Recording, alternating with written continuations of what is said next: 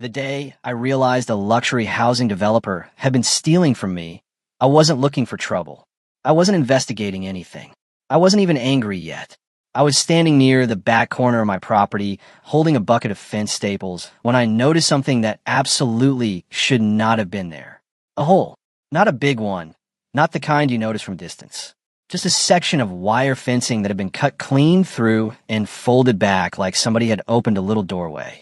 And on the other side of that opening, disappearing into the ground, was a black plastic pipe. The weird thing is, my first thought wasn't that somebody was stealing from me. My first thought was, who in the world would be dumb enough to run a pipe across my property without asking? Turns out, that wasn't even close to how bad it really was. My name is Ethan Mercer, and for almost 12 years I've lived on 8 acres outside a small mountain town in western Colorado. Nothing fancy, just a modest house, a workshop I built myself, a vegetable garden that got way bigger than I originally planned, and a spring-fed pond that had been sitting there long before I ever bought the place. That pond was the reason I purchased the property.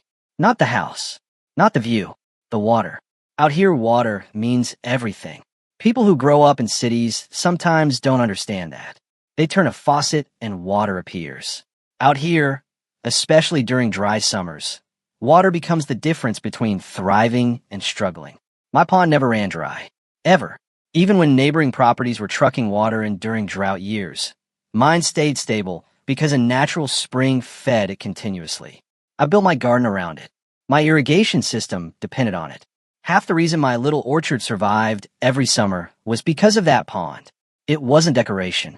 It was survival. For years, life was simple. Then the property next door sold. For as long as I'd lived there, that land had been untouched forest. Deer moved through it. Elk crossed it every fall. Nobody bothered anybody. Then survey flags appeared. Then bulldozers. Then excavation crews. Then giant signs advertising a luxury development called Cedar Summit Estates. Mountain living. Private roads. Exclusive community. The usual sales pitch. You know the kind. The advertisements promised buyers a chance to live among nature, while simultaneously bulldozing half of it. At first, I didn't care. It wasn't my land. People can do whatever they want with property they legally own. That was my attitude. As long as they stayed on their side of the fence, we weren't going to have any problems. A few weeks after construction started, I met the project director. His name was Tyler Whitmore. Tyler looked exactly like the kind of guy who introduces himself by handing you a business card before you've even asked his name. Perfect haircut. Perfect teeth. Brand new work boots that had clearly never seen actual mud. The conversation started normally enough. Property boundaries. Road access. Utility easements. Then something shifted. He started asking questions about my pond. Specific questions. How deep was it? Did it ever dry up? How strong was the spring flow during summer? Had a water level changed over the years? At the time, I didn't think much about it. I figured engineers needed information. Maybe they were planning drainage systems. Maybe they were studying runoff. Who knows? I answered politely. He thanked me. Then he left. Looking back now, that conversation feels completely different. Sometimes your brain remembers details long before you understand why they matter. 3 months passed. Construction intensified. The noise became part of everyday life. Backup alarms. Diesel engines. Dump trucks grinding up and down the road before sunrise. Then one evening, while checking irrigation lines in the garden, I noticed something strange. The pond looked lower. Not dramatically lower. Just enough to catch my attention. I shrugged it off. Maybe I was imagining things. A week later, it looked lower again. Then another week passed. Then another. By the end of the month, nearly a foot of water had disappeared. That's when the worry started creeping in. Because spring-fed ponds don't just lose water for no reason. Something had changed.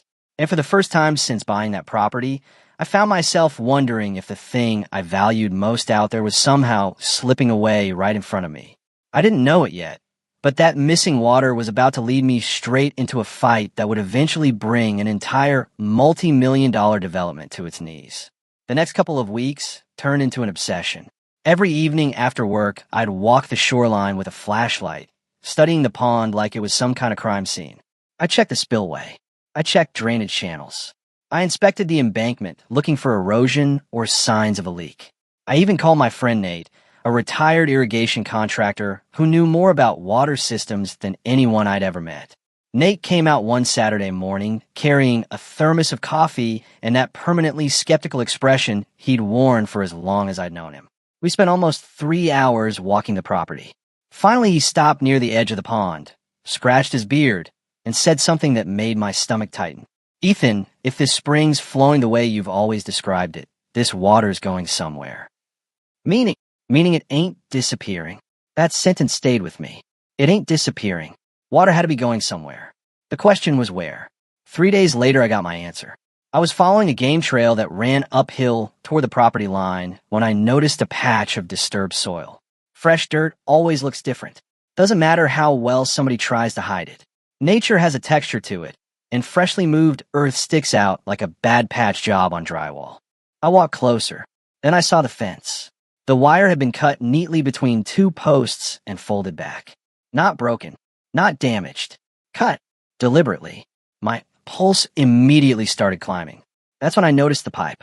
A thick black pipeline disappearing into the ground on my side of the property. For a second, my brain actually refused to process what I was looking at. I remember standing there thinking there had to be some explanation. Maybe it wasn't connected to my pond. Maybe it belonged to the county. Maybe there was some permit I didn't know about. Then I started following it. And with every step, those excuses became harder to believe. The pipe ran downhill toward the spring source feeding my pond. Then it turned, crossed beneath the fence, and continued directly into Cedar Summit Estates. I followed it all the way. What I found on the other side made me stop dead in my tracks. A massive water storage tank set near their concrete staging area. Workers moved around it casually. Hoses connected to pumps. Pumps connected to the pipeline. The pipeline connected to my property, to my water. Nobody looked nervous. Nobody looked like they were hiding anything. That was the part that honestly angered me the most. They weren't acting like thieves. They were acting like owners. Like somebody had simply decided my spring belonged to them now. I pulled out my phone and started recording everything.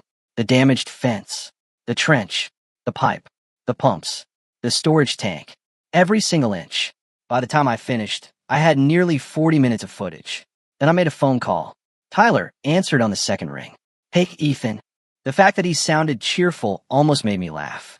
I said, "I'm standing next to a water tank on your construction site." Silence. Just dead silence. Then he said, "Okay." I replied, and "I'm looking at a pipe running from that tank through a hole somebody cut in my fence." More silence. The kind that tells you everything. Finally, he cleared his throat. "We've had some temporary supply issues." I actually laughed. Not because it was funny, because it was ridiculous. Temporary supply issues. Look, Ethan, let's not make this bigger than it needs to be. That sentence changed everything. Let's not make this bigger than it needs to be. Like I was the problem. Like I was overreacting. Like cutting through my fence and taking water from my property was some minor misunderstanding. I said, "Turn it off.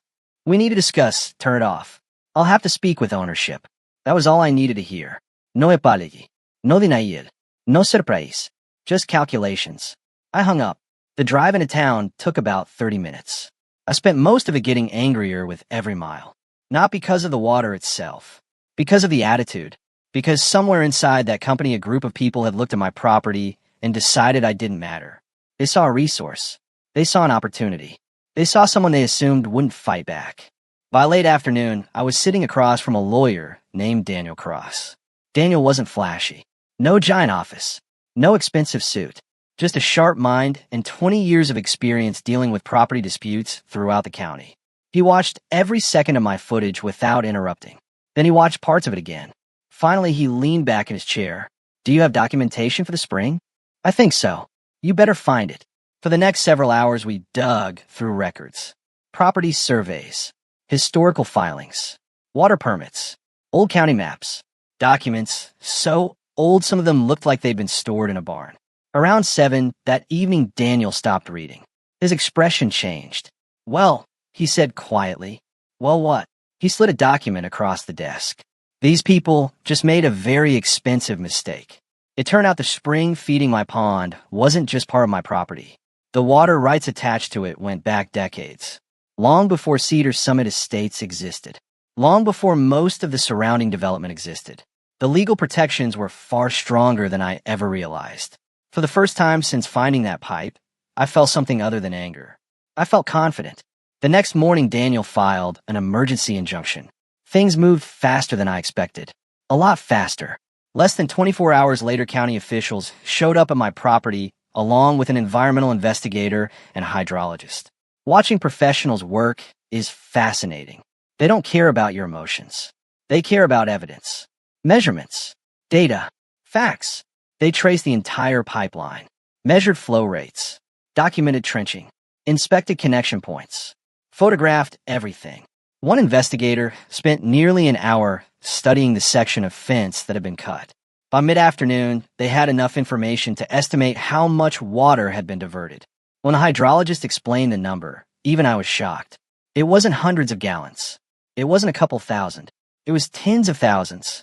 And suddenly what had felt like a personal dispute started looking a whole lot more like something that could bring serious consequences down on everyone involved.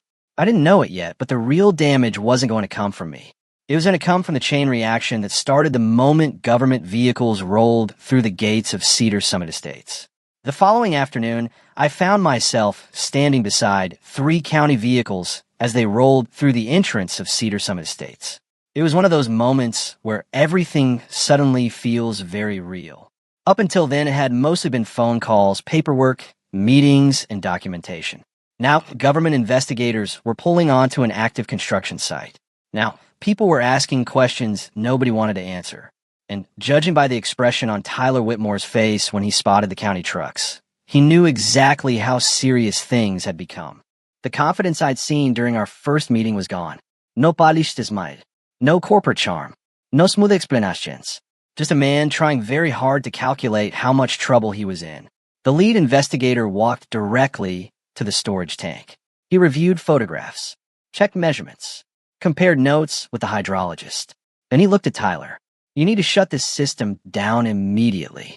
Tyler started talking before the investigator even finished the sentence. There seems to be some confusion. No. We believe there was access. No. We were operating under. No. The investigator didn't raise his voice.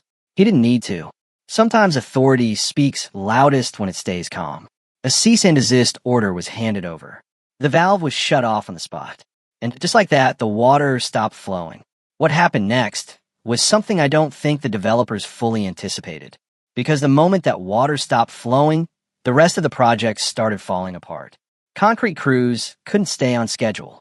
Foundation work slowed. Subcontractors began waiting on each other.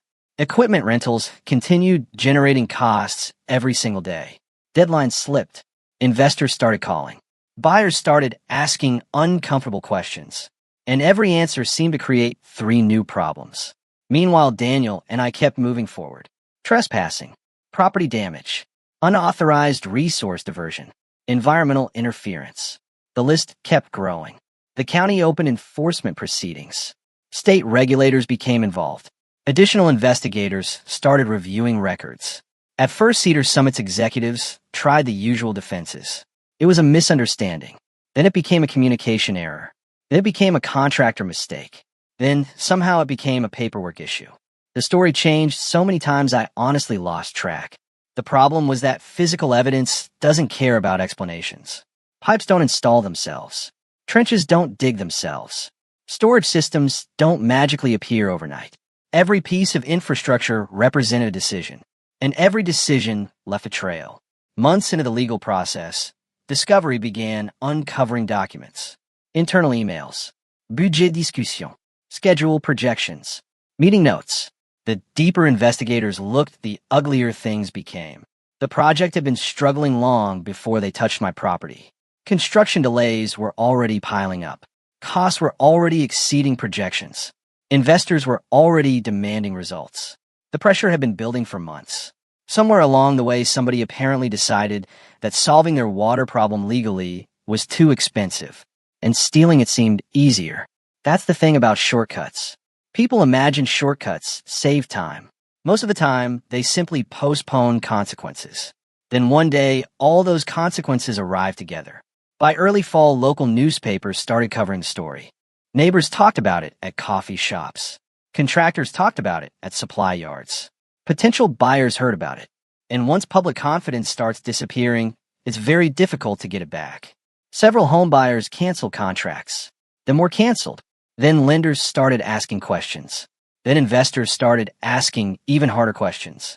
Every problem fed another problem, like dominoes tipping over one after another.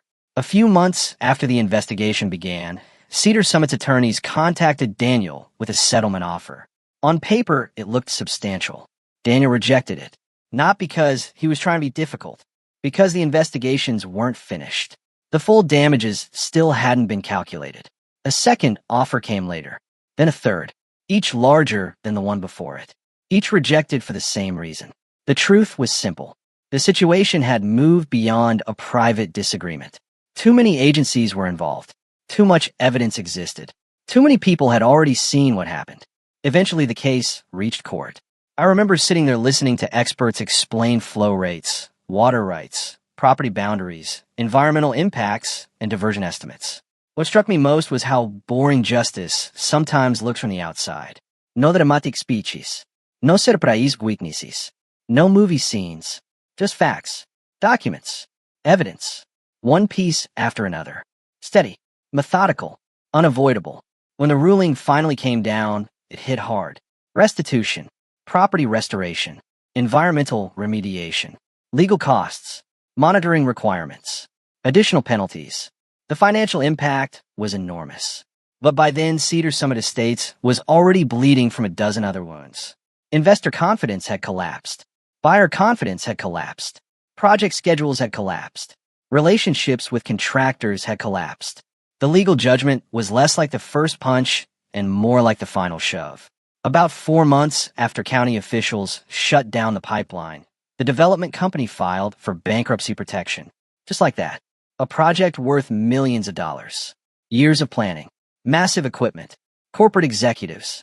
Investors. Marketing campaigns. All brought down by a decision that probably seemed harmless when somebody first suggested it. I drove past the site a few weeks later. The gates were closed. Construction equipment sat motionless. Half-finished structures stood silent against the mountains. The place looked frozen in time. And honestly, I didn't feel victorious. Not the way people imagine. I wasn't celebrating. I wasn't cheering. I wasn't standing there thinking, good, they got what they deserved. What I felt was something quieter. Relief. Because when I got home that evening, I walked down to my pond. The water level had recovered. The spring was flowing normally again. The garden was healthy. The orchard was healthy. The thing I'd been fighting to protect was still there. And in that moment, I realized something important. The real win wasn't watching somebody lose. The real win was stopping the damage before it became permanent. Even now, years later, whenever I pass the section of fence that had been repaired, I think about how close I came to ignoring those early warning signs. 1 more month. Maybe 2. Who knows how much water would have disappeared? Who knows how much damage would have been done? And I still think about Tyler sometimes. Because part of me wonders what would have happened if he'd simply knocked on my door that first day and told the truth. Maybe we still would have disagreed. Maybe the answer would have been no. But at least there would have been a conversation. Instead, they chose secrecy.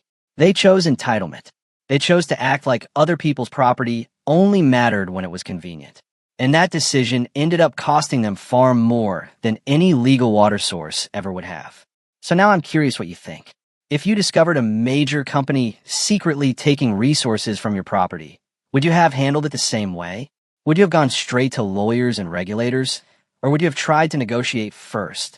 And where do you personally draw the line between a desperate business decision and outright theft? I'd really like to hear your perspective, because stories like this always seem to divide people right down the middle. Drop your thoughts in the comments below, and if you've ever experienced a situation where someone thought they were too powerful to be held accountable, share that story too. Sometimes the most interesting conversations happen after the story ends.